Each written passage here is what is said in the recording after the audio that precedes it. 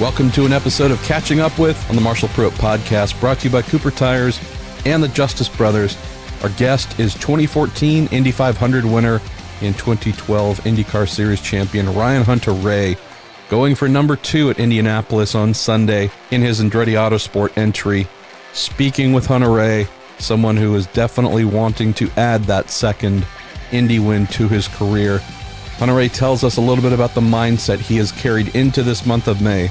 He has not had the most shining month of May so far in terms of speed, but as someone who is always capable of winning, he does share insights on what he does want to complete, what he is trying to do, knowing that his career is indeed more in the winding down phase than winding up. Bit of a short conversation here with our friend Mr. Hunter-Reay, so hopefully you enjoy this as you get ready for the Indy 500.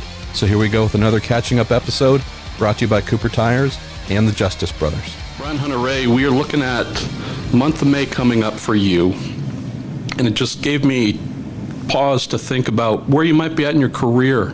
You know, you're in this place where we expect you to vie for a championship every year, count you among the absolute front runners for the Indy 500.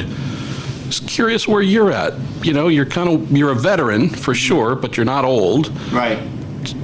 Curious where your mind is going in the month of May, where your goals might be. Do they change as you get older, having won the thing? I don't know. A lot of things I'm curious about. Yeah, no, I mean, absolutely. This is as good a shot as I've ever had. 38 years old. I think I'm the same age as Dixon, and Will Power's right there too. So, this is the prime time in my career to make it happen for sure. I mean, we've had some great opportunities at Indy to win in years past, other than the 14 race, obviously. So we've had quite a few of the big ones get away, and every year we go there, we're usually very competitive. We're right up at the front, so hopefully we can make that happen again. You never know. You never count your chickens before they hatch at Indy. But every year we go back, we're very strong, and I'm as determined as ever to get win number 2. Like I said, we've had some big ones that have got away, and trust me, those stay with me. So we really want to close that deal and get win number 2, no doubt. That's the whole objective. Obviously, competing for a championship is massive as well. We won. The last race we won was 4 races ago. So we're due for another one, hopefully. Where do you fit, Ryan, from a mindset standpoint of the duration that you've been doing this? Again, you're nowhere near to retiring or any of that stuff, but I know that, at least for me, if I look at a racing program, say it's a sports car program or otherwise, and I know, that manufacturer's got 2 years left on their deal, who knows, we should savor the amount of times we get to see those cars.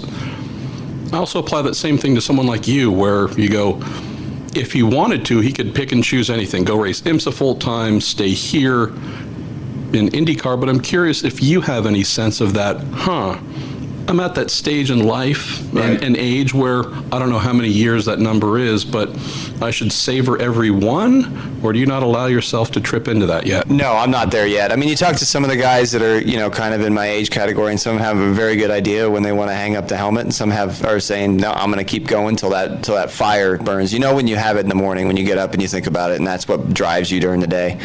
As long as that's still there, with the experience that I have and all I've been through, I feel like I'm capable of winning races week in and week out right now. So absolutely going to keep going with that. DHL's been like family to me, 10 years running now. And that 28 DHL car has kind of become an iconic paint scheme, something that you can really identify with when you see it on the racetrack, almost like the Target cars or something like that. I mean, it really has been a mainstay in the IndyCar series. But I think I definitely want it. Right now, my current contract in Andretti Autosport runs to the end of 2020. So I have through this year, all of next year, and then we're talking about an extension from there potentially. So and then after that, IMSA for sure. IMSA's doing great, so that's why I always keep a couple toes in the water over there. And but IndyCar's home, and to be honest with you, I mean, I'm 38, like I said, right? How old's Tony Kanaan? 74, I believe. I don't know. I honestly don't know the reason why I asked that. But he's what, 44, 45, 40, 42? I heard he was 44 recently, but sorry, TK. I didn't mean that. That's what somebody told me just the other day. But he's extremely fit and can get the job done. And I absolutely want to do this. And if I'm going to do it, I'm going to do it right. So I'm in a great program at Andretti Autosport, and I've got a great partners behind me. So I don't really know when that time to tail off is, but it's not for quite a few years now. So we're heading into the month of May again, where we have an expanded Andretti Autosport team. Young disruptor Connor Daly's joining in, which is great. Obviously, with the Andretti Technologies affiliation with Harding Steinbrenner, you got Colton Herta, who's letting the world know he's something special. What's your experience been like, Ryan, knowing that you had Rossi come in 2016? We've seen the last 2 years especially. I mean, that guy is right up there with you in terms of championship expectations.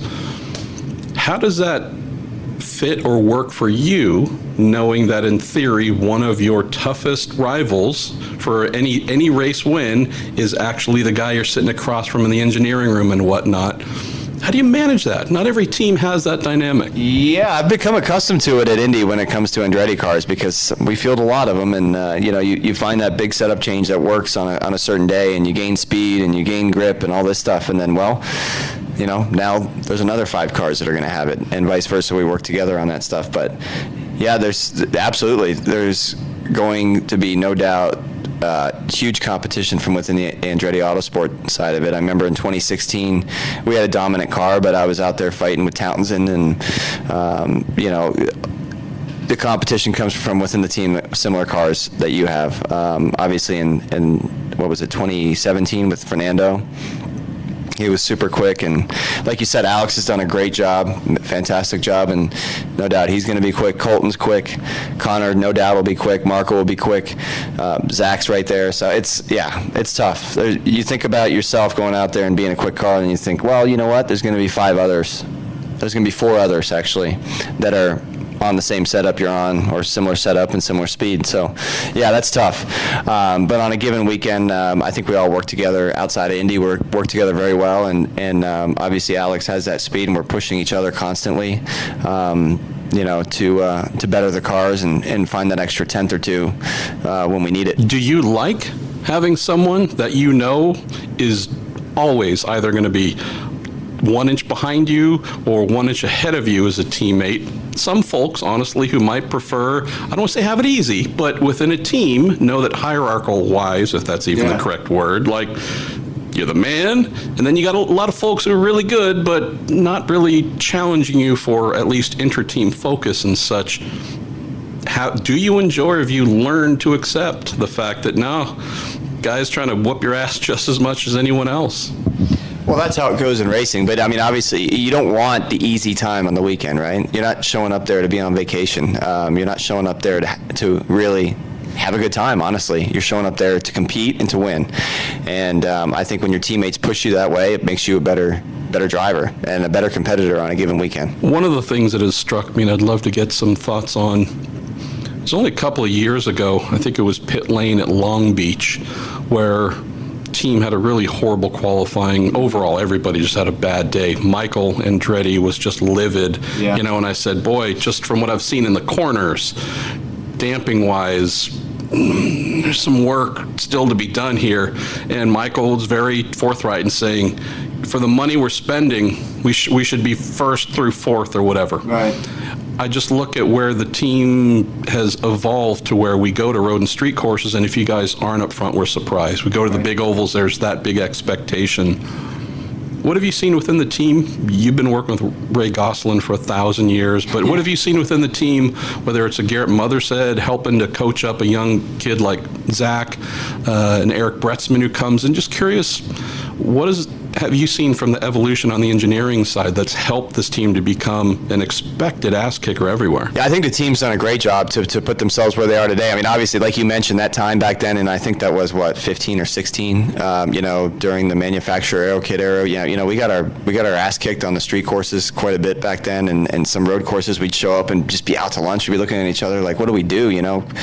All of our cars qualifying 15th or worse or something like that. And, that I think that kick in the rear was definitely something at the time that we needed. And as we started to dial in that manufacturer aero kit a bit more, trying to, figure out what it needed, because that was a big thing too for us, was trying to figure out what that kit needed and how that intertwined with the mechanical setup of the race car, and that was a bit of a science project for us, to say the least. So we are in a good place now, I think, with the universal aero kit. Everybody's kind of dealing with the same aero, and now it's down to us to make that difference up mechanically and how you drive the car, how you adapt to it.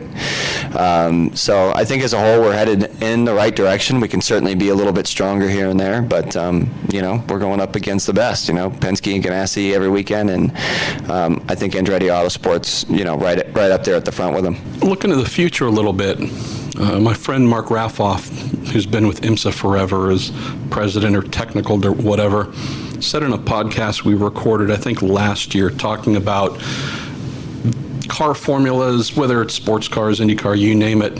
He said the perfect set of regulations for a car is where the car is always faster than the track, right? Something where you as a driver and the rest of the drivers, I don't know if fear is the right word, but that there has to be some restraint. Yeah. Not something where you can be flat out and, I'm not saying asleep, but like, okay, there's probably lesser talented people who could come within a fraction of what I'm doing here because I'm easy flat here or there. Right. But his point was, power-wise, we need something big. Grip, potentially, maybe dial it down a little bit. Something where these beasts are almost beyond easy control. What do you think about this 2021 engine plan IndyCar has, wanting to be in that, start off in the 800, get to 9, maybe 1,000. This is why we needed to get that contract extension, by the way. Right. So I'm going to talk to Michael. But you experienced stuff like this before when you came into IndyCar. It's been a little while, but do you like what you're hearing? Are there any thoughts you might implore upon IndyCar when they do a next chassis? And if you agree with that, the car being faster than the track mindset? Absolutely. I think, the horsepower has to go up. Where we are today, to really make it viable in the auto industry, right? It needs to be small displacement, turbocharged engines, maybe hybrid, something or other. But on the IndyCar side of it, we're going to have to make the most of the displacement that we're going with, and I think higher horsepower is definitely, like you mentioned, when I was in Champ Car when I came in 03, those were difficult cars to tame on cold tires, especially trying to make the most of the out laps, and that taught me a lot at a young age. I think, as you mentioned, drivers get away with a lot more right now because the window to get it right is so big. It's somewhere where you can really go flat out too quickly out of the pits on cold tires, and you can jump all over the throttle out of a corner and it's not going to bite you. It's not going to bite you as bad as it used to. And I think that would be great, absolutely. Put it more in the driver's hands. I think we also have to be careful with going to, on the grip, taking away too much on the grip side, just on tire compound or something like that, because then you end up sliding around and it looks pretty, it doesn't look the best when it comes to a series as a whole. But absolutely more horsepower and, putting more into the driver's hands is something that I'm all about, for sure. Right direction. Let's close on this. It's not IndyCar related, but it's Ryan Hunter-Reay related. So I've always had an affinity for you and your passion for not just doing one discipline. So knowing that you have a new relationship, which is, I shouldn't say new, the resumption of relationship you've had with Multimatic, for example, being able to come back to IMSA and compete with a different team, the Mazda team. I love seeing that, because not as if you want to fill every weekend. You got a young family, of course, but share with us that passion, because we're talking about the month of May and Indy and all these things, but there's still some folks like you that are filling your calendar before we even get to the month of May. Yeah, it's a great opportunity, and I'm a race car driver. I drive race cars, and if I get the opportunity to drive one on a great racetrack like this, with the Mazda team, it's a perfect opportunity. I have, like you mentioned, some great relationships there at Multimatic. I did a bunch of development work with them during the Level 5 days, and been working with them for a while. So there was an opportunity here where Harry Ticknell had to race the WEC race and in the Ford GT, and they were looking for somebody to fill the spot. So yeah, it was a good opportunity, forged some new relationships here, and it also keeps me sharp as a driver because I'm constantly pushed to think outside the box when I jump into something that's alien to me. Even the difference between the Cadillac DPI, the Lara, versus this Mazda DPI, there's a driving style difference to it that's going to be had. There's a different seating position. There's different switches. There's different things. You're constantly gaining a different perspective from new teammates and how they go about their job. So yeah, for me, it's definitely. It keeps me firing on all cylinders, I think, and so I'd love to continue to do that and jump back and forth between the two. Forgot I needed to ask on the topic of firing on cylinders. Was I seeing something here as we close on social media about maybe one of your sons in go-karting or something? I mean, now we know the reason why you want that contract extension. You're going to have to pay for a whole career, but tell us about that, man. That's cool. Yeah, it's a lot of fun. Right now, it's very innocent. It's about going to the racetrack with my son, and for us just to share something that we both love, that I love, and sharing with him and seeing his eyes light up every time he comes off the racetrack, and then he went that much faster through that corner, and he went flat through this corner, and that is the best part. That's the purest form of racing, is when you're getting it at that level, and the sheer enjoyment that the kids have doing it. That for me is awesome. Karting, when I was a kid, was mom and pop, show up in the trailer and, you're wrenching on the cart with your dad. Now it's out of hand. Yeah. It's out of hand. I mean, I went to a test session at Homestead one time, and there's Newell motorhomes and Prevos out there and semi-tractor trailers with 10 carts each. In each stable, in each team, and it's just out of control. So yeah, I don't know what I'm doing right now.